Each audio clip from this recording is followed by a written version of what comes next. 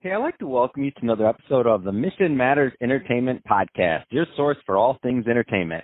My name is Adam Torres. You can follow me on Instagram at AskAdamTorres. Keep up with my book releases, book tour schedule, signings, all that other good stuff. Always love to connect with you there. And as always, if you'd like to apply to become a co-author of one of my upcoming books, just head on over to the website, missionmatters.com, and click on Become an Author to apply. All right, so today I have Michael Douglas Carlin on the line, and Michael is a documentary filmmaker. Michael, welcome to the show. Hey, it's great to be here. It's going to be a nice day out in Los Angeles. A lot of people are in the heat or in the cold down south, and we just happen to be in perfect weather. Oh, man. Yes, we are, and I am excited to talk to you today, Michael. I know you sent me your film when it debuted recently, and I was glued to the TV, and we're going to get into that today. So the film's name for everybody listening is The People Have the Power, and I will be including a link to that in the show notes, so definitely want you to check this out, and we're going to go through this film and what inspired it and how Michael shot it. So we're going to go through a bunch of things there. But for those of you that are not familiar with Michael's work, Michael, let's just start off with some of the films that you've made in the past and go into a little bit more into your history in filmmaking. Well, it started, I grew up in the movie business. My father was what they call a gaffer, and he did King Kong, Who'll Stop the Rain, The Fury, the series Chips. And we had a lighting company, and we supplied equipment on movies. Platoon, The Untouchables, Reservoir Dogs, JFK, hundreds and hundreds of films that we supplied equipment on. And so I grew up around movies. And in the late 80s and early 90s, I made about a dozen low-budget feature films. And so that's really where I learned the craft of filmmaking and learned all about story. And more recently, I've done a series of films, started with a film about the Mexican cartels called American Federale. It's the only American to ever serve as a Mexican Federale. And I interviewed him and spent time in border Mexico at a time when it was the worst, when it was extremely dangerous. And then from that, I spent time studying the murders of Tupac and Biggie, and I wrote two books with the late Russell Poole, and Russell was the lead investigator in both cases, so I had access to his case files. And from there, I made a documentary about Suge Knight, then made a documentary called Tupac Assassination, Battle for Compton. And this recent documentary was really kind of 3 days in Minnesota when the buildings were still on fire. And it was kind of the culmination of, what had happened in the aftermath of George Floyd. Yeah, and I saw what kind of brought you on the radar is I follow you on Twitter, and I saw your tweet of you literally on the freeway, and I'm thinking to myself, wasn't I watching this on TV? And then I'm thinking to myself, and I always think to myself, like, who are these people that are out there with cameras and documenting? I'm like, bless their hearts for like understanding and capturing moments, some good, some important moments in our history in the country. And you were right in the middle of all that. Yeah, I was literally between the protesters and the police with cameras, on both of them, on the protesters and on the police. And there was somebody who was exploding fireworks, or we heard it was little sticks of dynamite, whatever that means. But they were trying to get the police to shoot us. So it was definitely a very tense situation. And we were down on the freeway. We kind of got lured there, and I don't want to spoil too much of the film, but we kind of got lured there. And we showed up onto the freeway, and we were surrounded on both sides by, thousands of police officers. And it's just crazy how there's this place, this stage that's been set, and we just happen to get lured to where the police are on both sides of us. Wow, unbelievable. And yes, we won't ruin that part of the film, but I do want to talk a little bit more about the plot and the way that you told the story, because I think it's very interesting. So meaning a lot of people that maybe would have been in your situation that don't have your experience as a filmmaker or your eye for what you were doing or as a writer may have taken a different approach. So it may have been about what's going on, if there was a riot, if there was a fire, all these other things that could have maybe been just, good for the camera, looks good. But you actually took a really, in my opinion, different approach and really weaved in an important story that's not being told. So a higher purpose within this film. Can you talk a little bit more about that? Well, I can just say this. My background, because of the Tupac and Biggie murders, there's no way that you can not learn about the Rampart scandal. And Russell Poole was actually the whistleblower that gave us the Rampart scandal. We would not have known about police corruption were it not for Russell Poole. And when you dig into the Rampart scandal, you realize that we have a serious problem with policing. And so coming to this situation, I bring all of that Rampart scandal knowledge into this situation, where now we have a man who has been murdered by a police officer. And we then go into the other stories of previous men that have been murdered by police officers. And we start to understand that there really is a big problem with this. And in America, we don't really solve problems until they become big problems. And this has now blown up to be really international in scale. I mean, you think about it, 18, 19 countries had George Floyd protests. I mean, that's pretty amazing in and of itself.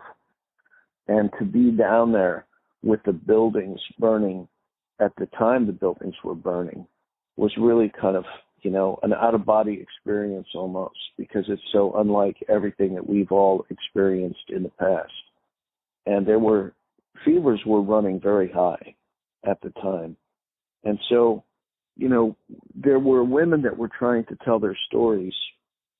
And I wanted to make sure that I gave everybody a chance to breathe. I heard those stories together all at one time, twice. And, it was too much. And so this film really needed to break up those stories a little bit and give the audience a chance to breathe from each one of these stories, all of which are horrific. Every one of these mothers, sisters, friends, whatever, family members that dealt with the police having murdered one of their loved ones is just a horrific story all on its own. But when you see these stories all wrapped together, it really is powerful in showing us that there's a problem. And at the time we got down there and were boots on the ground in Minnesota, the other officers had not been arrested. The original charge was third-degree murder. And there were some things that I think all of our efforts, and it wasn't just our group, but our group was definitely a part of it, were able to force the city council and the prosecutors to make changes. And it really did teach me that the people do have the power. Yeah, and I think what you're talking about when listening to these stories, I mean, I texted you and I let you know, because I know you sent me the video, and I thought I was I think this was Friday, and I was thinking, I'm tired. It's I got to go to bed. It's been a long week of recording, and then I saw this, and I'm like, I'll start this for a little while. I thought I was gonna be perusing a documentary.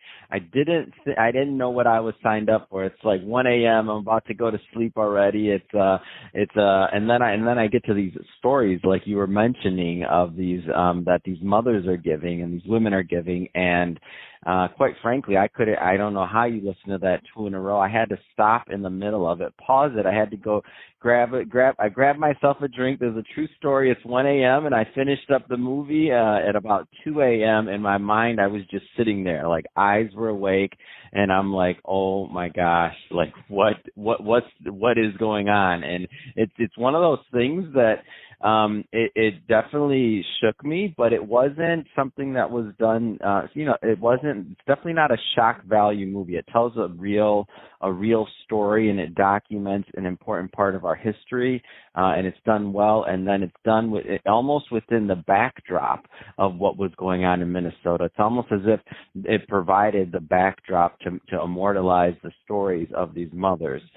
Because you could have done the exact same film, really. Well, not the same film, but the same types of stories that they've been trying to tell for a long time to get out. Now they have that platform, and now everyone can see it. So I think it's amazing. Well, and when you look at it in context, okay, you take these women's stories and you look at it in context of the Rampart scandal, they are dealing with the exact same things that happened in the Rampart scandal. It was a cover-up. It was evidence going missing. It was, all of the exact same things that happened in Rampart happened to these mothers and these family members that lost a loved one to police violence. The story gets changed, the narrative, testimony gets changed, and these things get whitewashed and swept under the carpet, and nobody is ever prosecuted. And in one case, civil rights... In one case, there was a film, like I literally edited, like just all of a sudden missing. I was like, what? Oh, yeah. Yeah. Like, so when you say change, and you don't just mean like the story, but sometimes physical evidence changed. Well, and one of these stories is just so gut-wrenching. It's the one that you're referencing here. There is a man who is beaten and murdered by the police, and his body is discarded into a trash dumpster, and nothing ever happens to these police officers. And there is surveillance video of that incident, and it is edited so that it doesn't show the actual murder. And how does this not get prosecuted in 2020 America? I mean, it's beyond me. When I first heard these stories, I mean, these stories are so heartfelt, and there's no way that any human that's not a sociopath cannot be personally impacted to the core of their soul by listening to these stories and wondering, where is the justice in our world today? No, absolutely. So what's next with this film? So I know you're out promoting it, you're out sharing it. I mean, what's next with you in really getting this film out to the people? Well, I really haven't promoted this film at all. I mean, I got the phone call, hey, do you want to go to Minnesota? I was on the plane, 6 a.m. the next morning. It was kind of last minute thing. Went there, did this film, came back and edited for about 3 weeks. And I actually interrupted a film that I was working on down in Compton. And to just show you how crazy my life has been, I spent 2 weeks in China in September, 2 weeks in October, 2 weeks in November, 2 weeks in December, working on a documentary about Chinese healthcare. And, obviously January 2nd I got back, and I was scheduled to go back there in February to complete this film. And because of the coronavirus, was not able to go back to China to complete this film. So that film got put on hold, and decided to switch my efforts down into Compton. And I've been working with the former mayor of Compton, Omar Bradley, on a film about the origins of the Piru, which is basically the precursor to the Bloods. And so it's really kind of that 1971 time frame when everything started between the Bloods and the Crips. And that has led to perhaps as many as 100,000 young men losing their lives, and then a lot of innocent people also losing their lives in things like drive-by shootings. And so, our goal with that film is to figure out how did it all start. And so we've been down in Compton interviewing all of the original people with that situation. And the film, we're about 60 minutes in now on probably 90-minute film. And we just keep carving it together. Some of those interviews have just been, very eye-opening about how something so small can turn into something so big. Wow. Yeah. Looking forward to that one, definitely. After this last couple that I've seen from you, I'm like, okay, what do you got for me next, Michael? There's going to be another one, another doozy. Love it. And so you got that one going. Any other films in the works? I feel like you got something up your sleeve still. I know you don't stop. I know you got some more. I never stop. I know. Give me some more, Michael. I know you got some more. I'm kind of booked until about September the 15th on these movies down in Compton. And then after that, I've got a lot of other possibilities, people talking to me about making films and whatnot. But I will say this, looking at this entire situation, I've had a lot of people that I know, Century City people, quoting statistics at me about how, there really isn't a problem, because they can show with statistics how, white people are killed just as often as black people are killed. And, they flash these statistics and they talk about how this is a non-problem and what have you, and they all try and smooth things over. But I will tell you this, having spent time down in Compton, having spent time in this Tupac community, I really don't know a single black person who has not multiple times in his life had been face down in the dirt with his hands cuffed, waiting for the police to decide what to do with that person from just a traffic stop. And most of the white people that I know have never one time experienced that. And so we definitely do have a problem here. And the way things work in America is we actually all have to come together and, number one, recognize that there is a problem and then work towards the solution. And I think we're at that point, and hopefully this film will, at the end of this film, when you finish watching this, hopefully you will know, yes, we really do have a problem. And that's my hope with this film. And, I don't have big plans to promote the film, but I hope it grows organically because, I released it on YouTube. It wasn't released as a moneymaker. This isn't to get funding. I will say this, the people that I traveled with in Minnesota, Major Williams, Robert Foster, and especially Joe Collins, are heroes. I mean, the fact that these guys were even willing to march down into the gates of hell to make a point. I mean, and Joe, honestly, tried to stop somebody from assaulting the police. You'll see it in the film that there's helmets and weapons being handed out. There's, people that are agitators. Somebody's throwing sticks of dynamite. They want this protest to go violent. And the people that I was with are stopping it. And Joe Collins stopped somebody from assaulting a police officer, which would have led to this protest becoming a violent protest instead of a peaceful protest. And because he was left behind trying to deal with this situation, he got swept up by the police. And, potential Congressman Joe Collins was arrested by the police in that situation. And in some ways, I feel jealous that, he was arrested for standing up. And, they let me walk free because I'm a journalist, maybe because I'm white, I don't know. But I was not arrested in that same situation. And so I look at it, and this just shows us that we definitely do have a problem here. And this problem needs to be solved. And it's sad that it has to come to the point where there's, riots and there's buildings burning.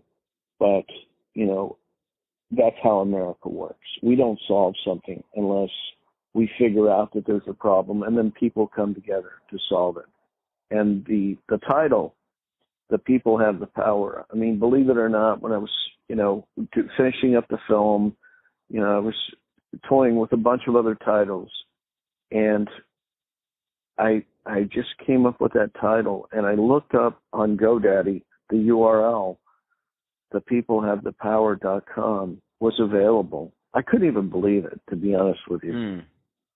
And I snatched up that, and so I've got the URL pointing directly at the YouTube film. So if you go to thepeoplehavethepower.com, it's going to pop up the film, which I think, is fitting. And I'm really hoping that this film can be a catalyst that can help lead to change that we need to see happen in the way we police.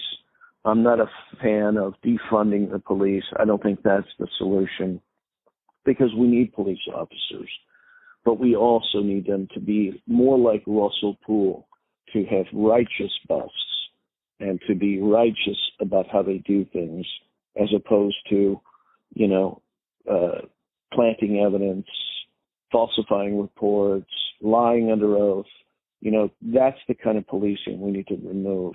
And we also need to remove any kind of bias in the police, whether it's towards, somebody with sexual preferences or religions or races or creeds or anything. The same traffic stop that happens for one has to happen for all. Awesome. And I think that's a great way to end it today, Michael. So I just want to thank you again for coming on the show today to talk about The People Have the Power. And for everybody listening, remember, thepeoplehavethepower.com. That's going to direct you right to the film on YouTube. So go check that out. We'll also have that in the show notes for you. Michael, wanted to say thanks again for your work and for coming on the show. Thank you, Adam. Take care.